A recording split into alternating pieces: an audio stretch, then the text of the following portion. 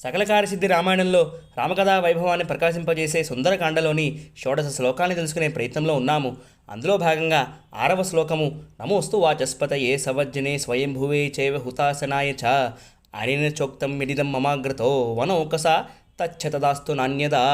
సుందరకాండ 32వ సర్గ 14వ శ్లోకం. 27వ సర్గలో త్రిజటా స్వప్న వృత్తాంతం తర్వాత 28వ సర్గలో సీతమ్మ వారు ప్రాణత్యాగానికి సిద్ధపడుతుంది. 29వ సర్గలో సీతమ్మకి కొన్ని శుభసూచకాలు కనిపిస్తాయి. అప్పుడు ఆవిడ ఆ ప్రయత్నాన్ని మానుకుంటుంది.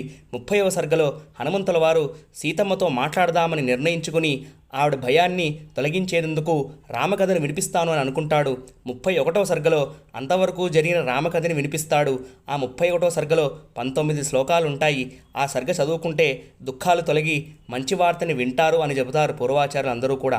ఏవం భవిదాం చింతాం చింతయిత్వా మహామతి సంసర్వే మధురం వాక్యం వైదేహ్య వ్యాజార రాజా దశరథో నామ రజకుంజవాదిమాన్ పుణ్యశీలో మహాకీర్తి ఇక్ష్వాకునాం మహాయిసా అని అంటాడు ఆంజనేయ స్వామివారు. దశరథ మహారాజు గారు ఉండేవారయ్యా అని చెప్పి రామకథని మొత్తం చెబుతాడు.